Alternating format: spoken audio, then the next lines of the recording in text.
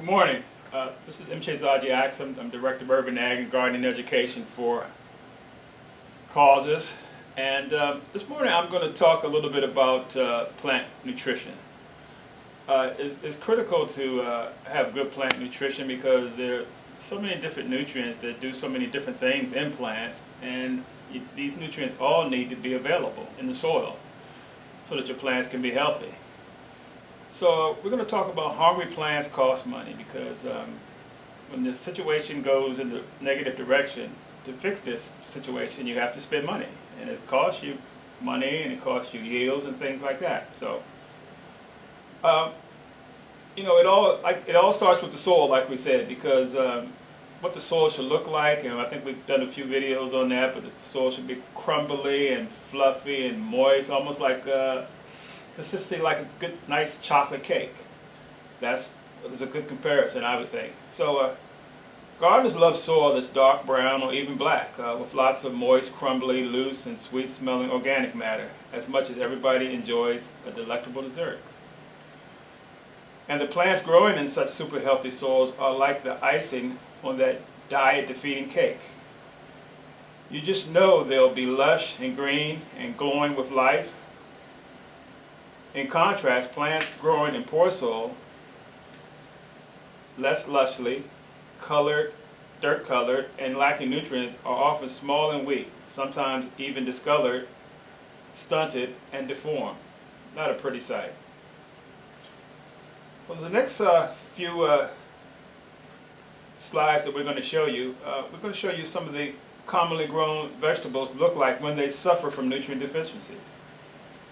But we're not just pointing out problems, of course. We also explain to you what you need to do to make your plants look pretty again, and detailing the right fertilizers to feed those hungry vegetables.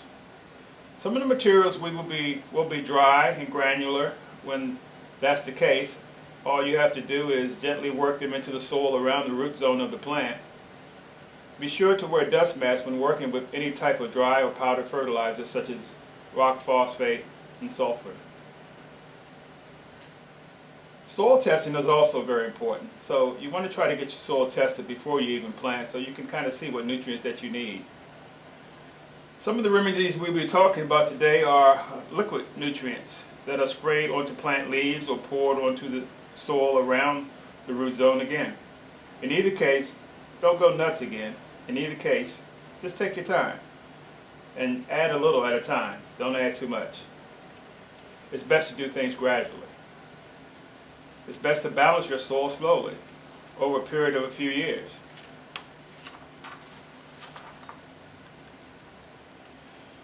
So we're going to start with tomatoes. This is a favorite crop that a lot of people grow in their gardens, and sometimes you get it right, sometimes you need a little help. But a lot of the deficiencies we'll be talking about in different crops, sometimes they look very similar, so you have to really get a key understanding of different traits that plants give when they are deficient in certain nutrients. So nitrogen is a big thing for plants, and that is the main element that gives plants their green color. So a lot of times, especially in tomatoes, if you have some nitrogen deficiency in your tomatoes, what does it look like? It's basically somewhat yellowing of the leaves, and you can really fix that by adding, just more nitrogen fertilizer. So nitrogen deficiency in corn, again, is a yellowing issue. The leaves are light green instead of nice dark green, or have a yellowish center streak, and growth is stunted. The lower leaves are usually affected first. They will gradually become dry and brown and then fall off.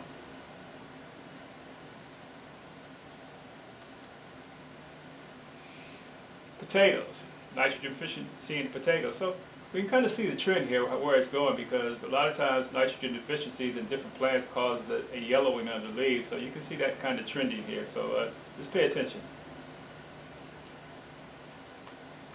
So in potatoes, what are the symptoms?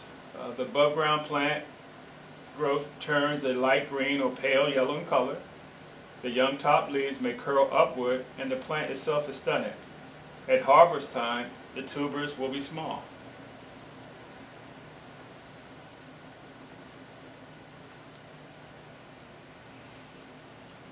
What does nitrogen deficiency look like in cucumbers? Well, we're still dealing with the yellowing of the plants, but also the stunted and deformed fruit growth there. So the symptoms are, as we talked about some other plants, the leaves turn yellow and the fruit is reduced, and any fruit that is produced is light in color and pointed at the blossom end, the part furthest from the vine. So you can see this is nitrogen deficiency in cucumbers.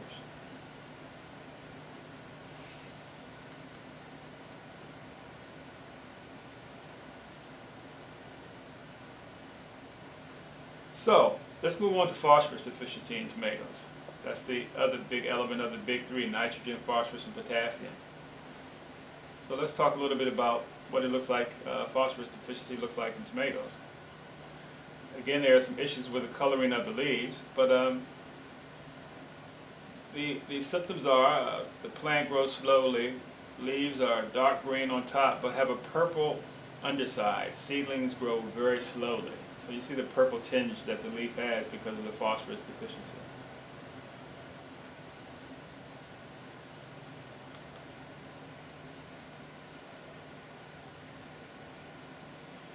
Phosphorus deficiency in corn.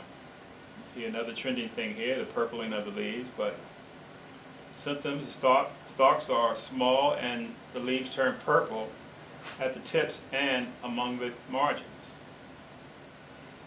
But you can see the soil here is not quite the soil that we would want. It's light brown in color and doesn't seem to have a high level of organic matter. So that's a number, that would be a red flag for me as far as looking at these plants.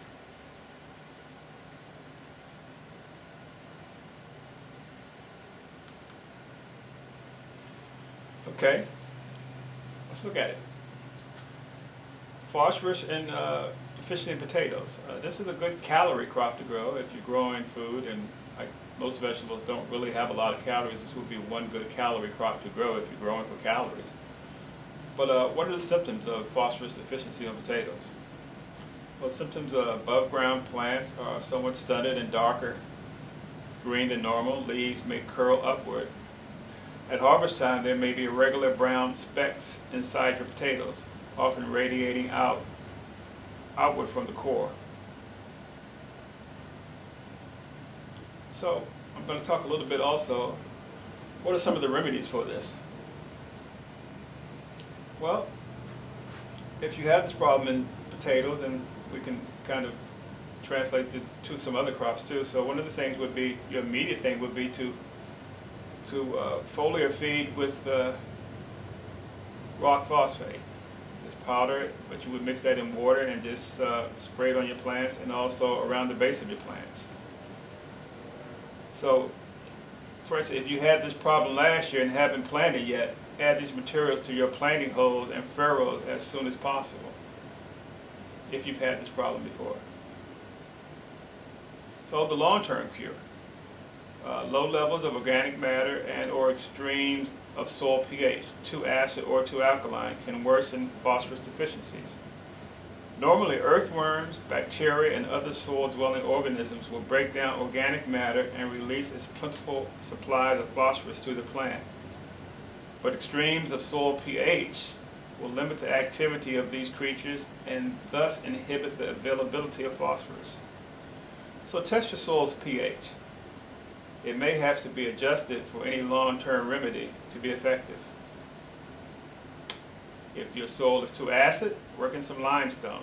If it's too alkaline, add sulfur. Build up the organic matter content of your soil. You may also have to add some rock phosphate.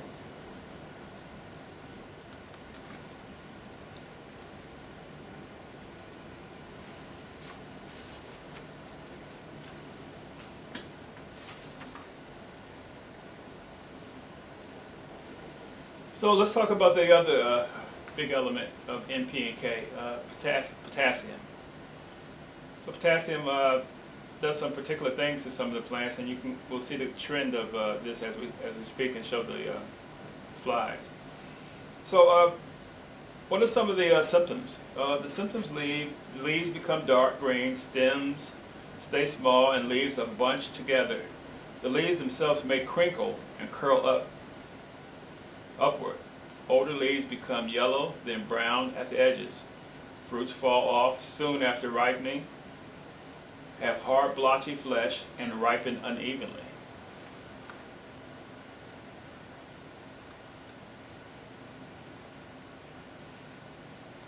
What does potassium deficiency look like in corn?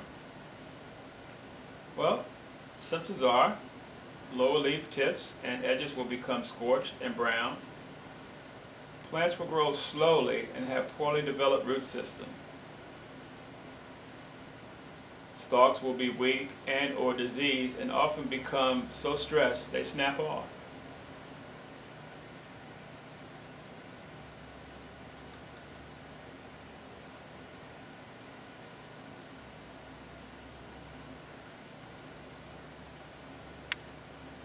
Potassium deficiency in potatoes. Well, symptoms are, first of all, the growth is slow and plants are stunted. Leaves are very dark green in color, may turn brown at the edges and eventually die. So,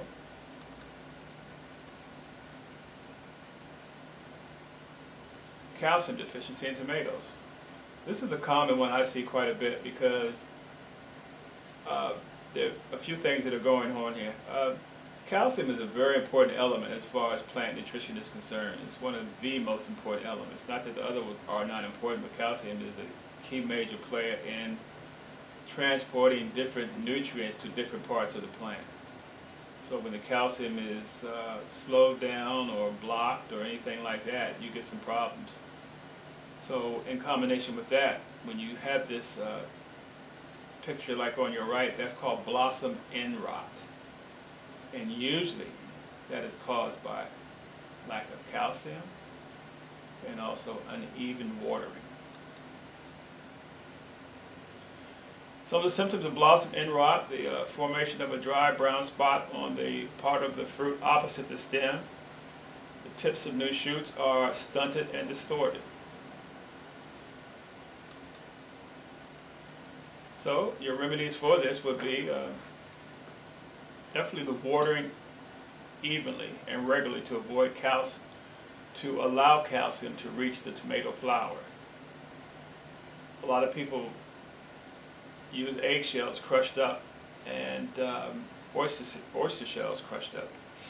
But I must say this, that a lot of times the eggshells and the oysters do have quite a bit of calcium in it, but it takes a while for that to really be used by the plant, because once it's put in the soil, bacteria has to work on that element of calcium in that crushed eggshell or oyster shell to make it plant available. So sometimes it might be easy to use some ground limestone, which is smaller particles, and it becomes available quicker than some of the larger crushed particles.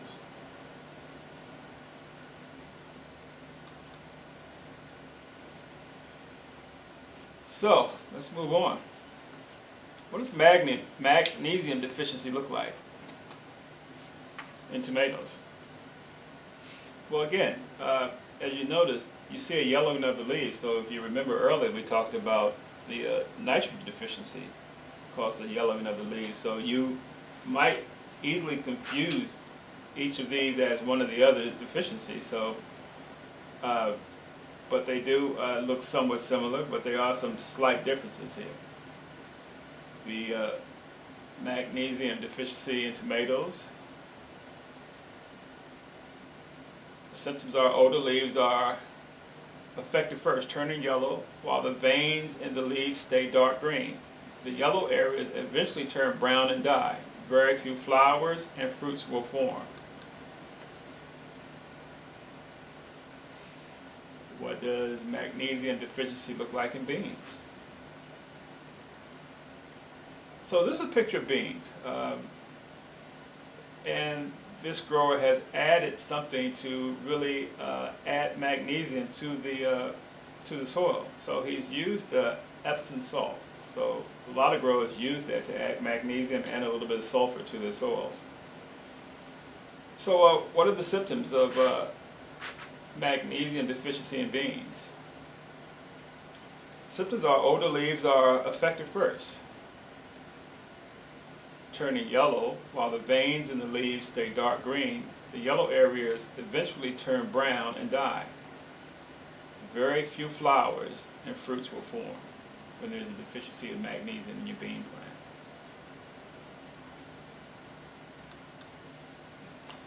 So, what are the remedies? So, like I said earlier, you could use Epsom salt. If you're deficient in that, there's an item called Slow-Po Mag, which is a mined sulfate of potash, of magnesium. We can use that.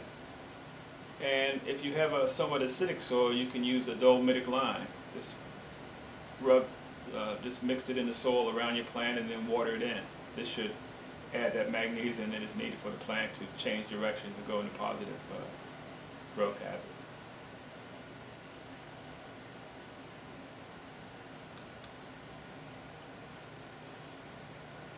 Iron deficiency in tomatoes.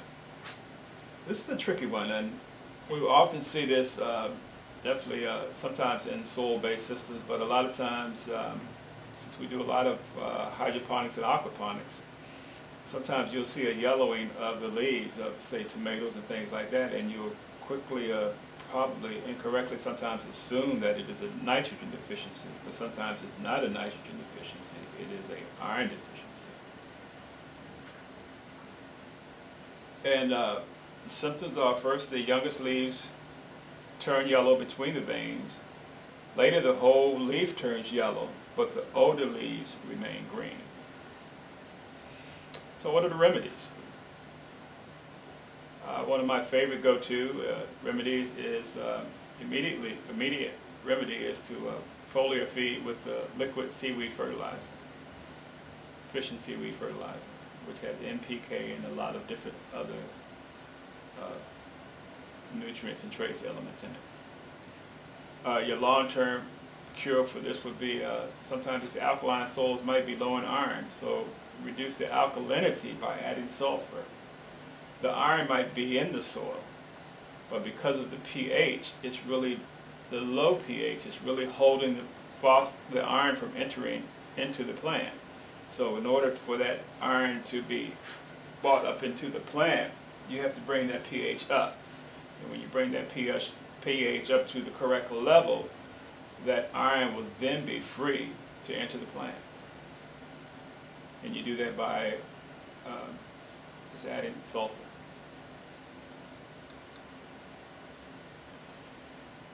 Okay. Manganese deficiency. This is one that manganese is one of those things we call a trace element, because you really don't need a lot of it like you do like for the nitrogen, phosphorus, potassium, and calcium, these major elements. You need quite a bit of those, but these trace elements you don't need a lot, so you need very small amounts of it. So manganese deficiency in tomatoes. So the symptoms are the young leaves initially turn light green, then eventually become yellow and have spots of dead tissue between the veins. The leaf area furthest from the major veins are affected first. So what are some of the remedies? Well, immediately we're going to grab that foliar feed, that liquid seaweed fertilizer, and to spray your plants. And you can also use a little as a soil drench and put that in the ground. So long-term cure, what do you do? So extreme alkaline soils sometimes can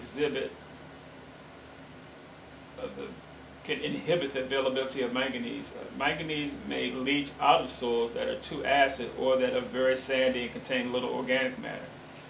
So keep manganese available to plants by maintaining a balanced pH and also good levels of organic matter.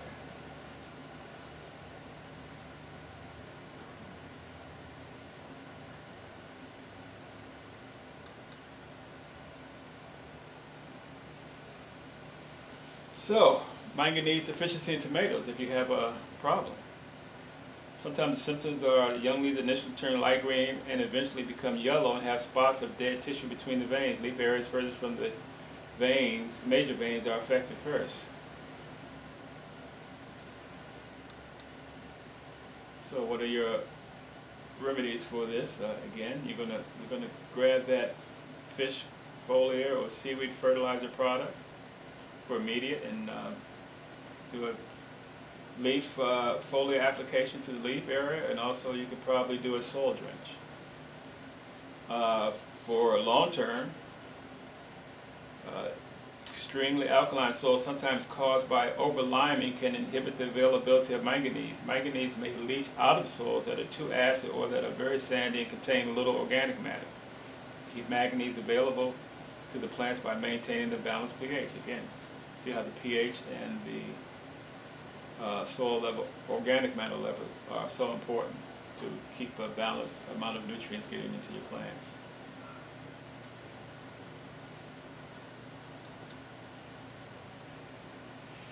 So let's move on to another trace element, boron, which is very important for cell division and also seed production and flower production on plants. So, but let's look at boron deficiency, and let's take broccoli as an example. So some of the symptoms of boron deficiencies, and you probably would even notice sometimes, you might cut that head of broccoli and look at the stalk is not solid and it has a hole in it. There sometimes could be possibly a boron deficiency or some yellowing of the head. So some of the symptoms are, again, the brown hollow center of the stem and brownish discoloration of the head of broccoli.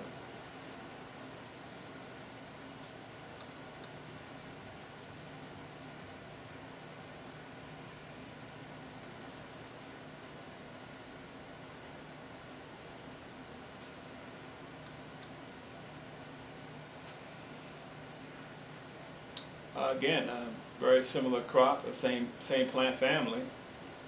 What does boron deficiency look like in cauliflower? So again, we have that same thing with the center stem having that hole in it, and the symptoms of brown or black discoloration inside the stem or the head of the cauliflower.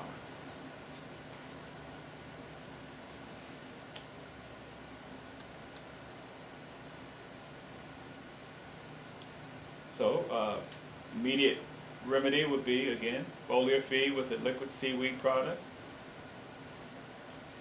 Long-term cure would be that boron can become unavailable if the ground is too dry or if your soil is too alkaline. Reduce the alkalinity by adding sulfur and give crops an adequate water supply. You'd be surprised how we talked about earlier how uneven watering of plants and not consistent watering of plants can cause some of these nutrient deficiencies because the uptake is inconsistent from the soil. So let's talk about another trace element, zinc. So what would zinc deficiency look like in tomatoes?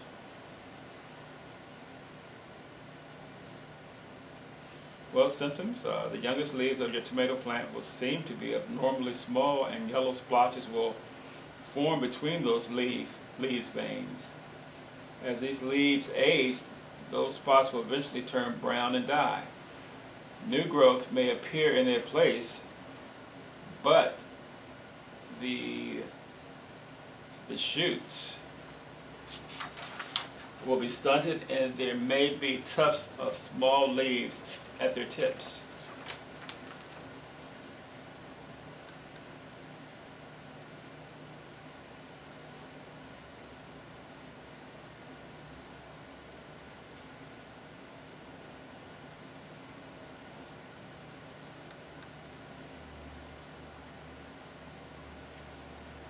So the remedies, again, foliar feed with a liquid seaweed product, and long term would be high levels of phosphorus in the soil. This time you have a kind of battle between two elements because high levels of phosphorus in the soil can interfere with the absorption of zinc.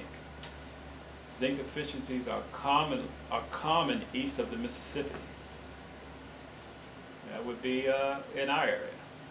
Correct the problem by adding organic matter to your soil or by amending it with zinc phosphate. Again, zinc is another trace mineral that you don't need a lot of, you just need a small amount of it, but it's very critical.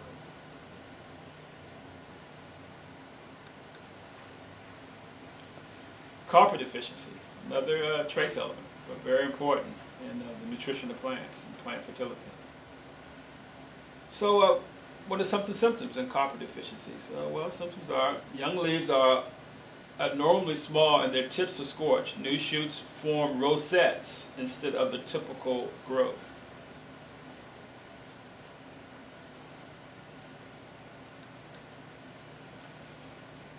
Symptoms are young leaves are abnormally small and their tips are scorched. New shoots form rosettes instead of the typical growth.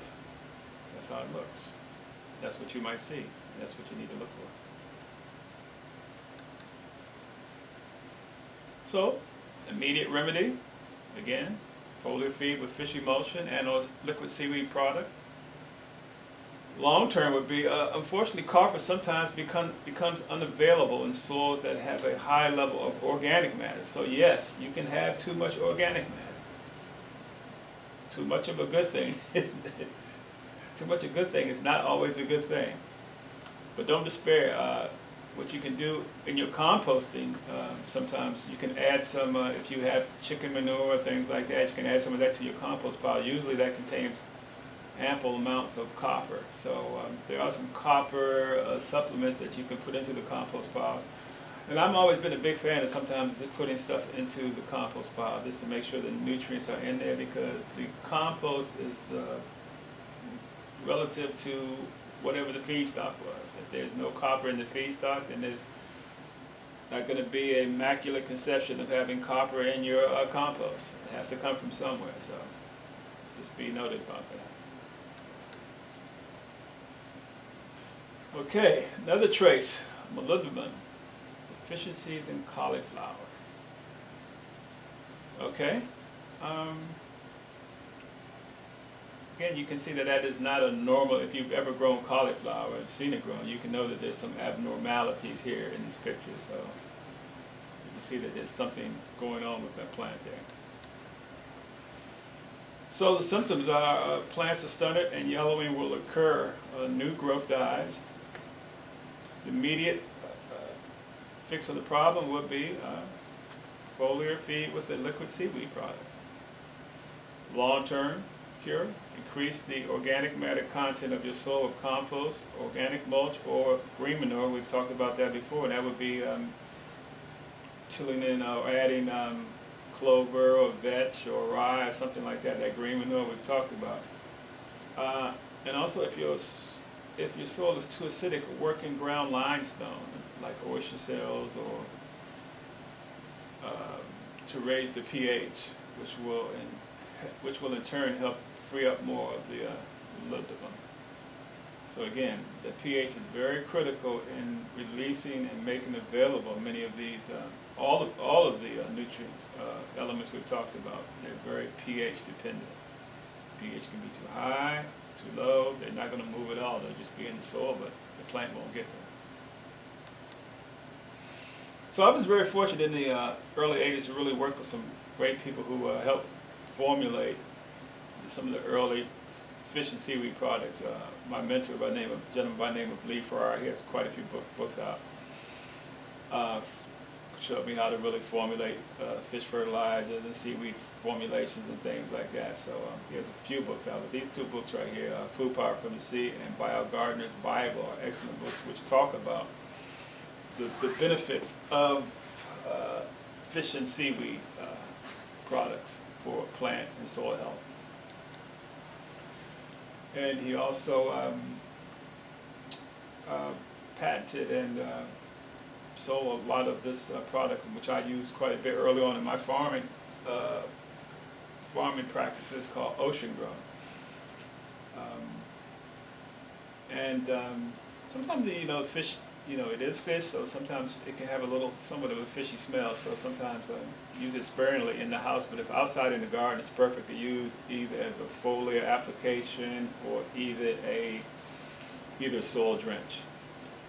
But I like that because these are slow working fertilizers, so it takes the bacteria to work on it for a while before it becomes plant available, and it's not something that's going to leach out immediately into the water table. Another good choice, the one that I've always used was organic fertilizer, efficient seaweed fertilizer by the Alaskan Fish Company. They have a very good product, and I use that kind of religiously as far as foliar sprays and also even sometimes soil trenches. So it's a very good choice, and it does work. So harvest plants do cost money. So if you put the work in at first and get all the nutrients, do your soil testing is critical, and see that all these nutrients are in the soil, you can have a very good growing season, profitable, good yields. But it's when you don't do that, it's when you have to come back and really kind of figure it out and run and buy this and run and buy that to really kind of address some of these problems. So happy growing. Any emails or questions, just send me an email and I'll be happy to answer. Have a great day.